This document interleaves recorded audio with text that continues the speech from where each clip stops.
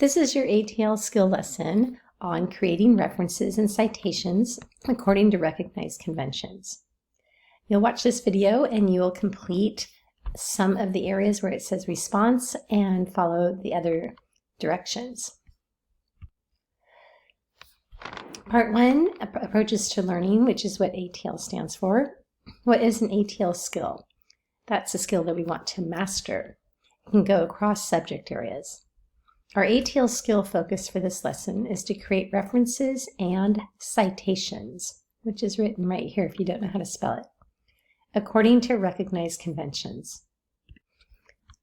I'll be using this term plagiarism, so you need to know that the definition of plagiarism is the practice of taking someone else's work and passing them off as one's own. Another term that I'll be using is MLA. MLA stands for Modern Language Association. This is a recognized convention or style of writing, formatting, and citing used in colleges. There are other styles such as APA, but IB schools use MLA. So, why is it important to cite accurately?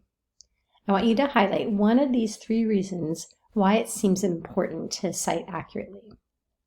First, to show you've done proper research by listing sources you use to obtain your information. This will strengthen your argument. Next, to be a responsible scholar by giving credit to other authors and acknowledging their ideas. And third, to avoid plagiarism by properly quoting other authors. Plagiarizing puts students at risk of failing. So you'll highlight one of those that you think is the most important. Part 2, how to cite using MLA standards.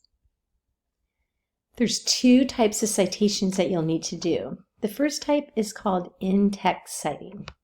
An MLA style referring to the works of others in your text is done using parenthetical citations.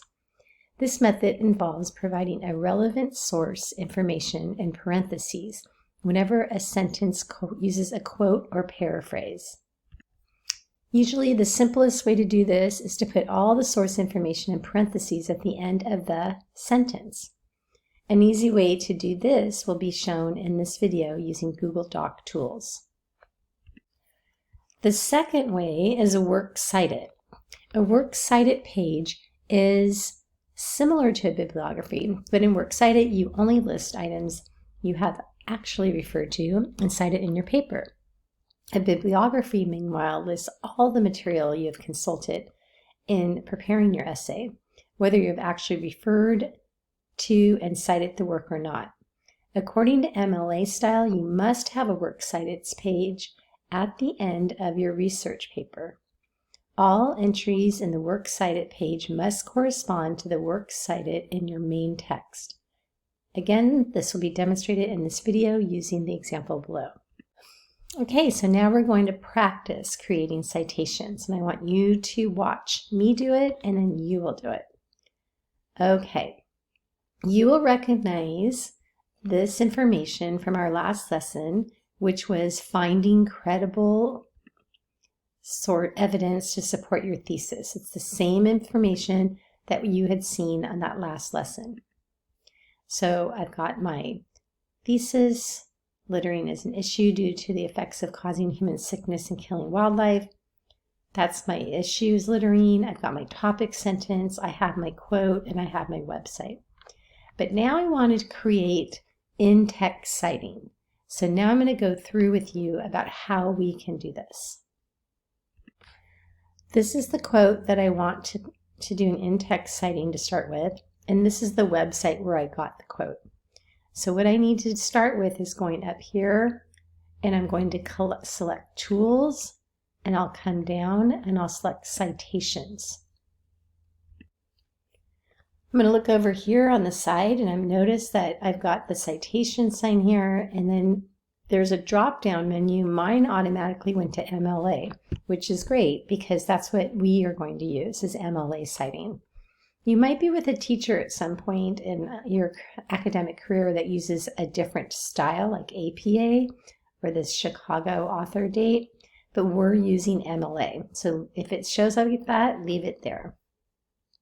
Now it says to add citation source. And I know that I used a website, so I'm going to come here to website. I'm going to copy my website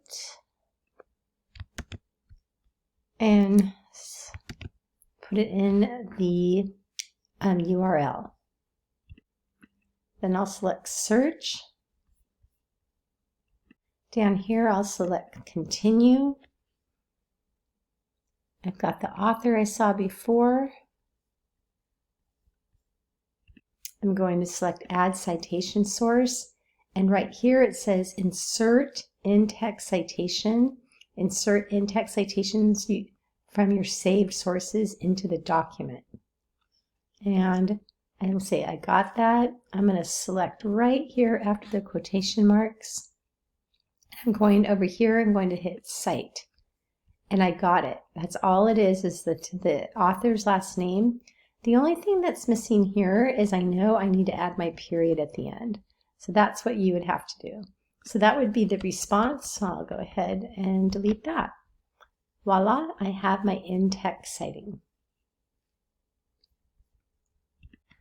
Now I also have to do it. I have to insert a works cited citation. And you're always going to put your works cited at the end of your paper. So this doesn't really look like a paper, but I do have a section down here for my works cited. So I am going to align this to the left. I'll come over here and I will select insert works cited. And I'm going to remove this because when I inserted, it already gave me the title, works cited. It gave me my hanging indent automatically. So now I've got that one. So I want you to do it too. You should have that one too. Okay, so we did quote 1. We got our in-text citing up here. And we were able to create that in-text citation. And then we created a works cited for that citation down here. This time you're going to do it for the second quote. And so I've got my quote here. You're going to come over and you're going to add a citation by adding this website. You'll go through the steps that I just did and you'll create your in-text citation. Then you're going to do your works. You're going to insert the works cited. What you'll find is that you might get a double one for this, so just get rid of anything that's repeated, but it will automatically put it in alphabetical order and you'll have everything evenly double spaced. And once you're done with that, you're going to come down and you're going to complete this reflection. And I actually think I might get rid of this. You don't really need to watch any other videos on this. So that's it, and let your teacher know if you have any questions.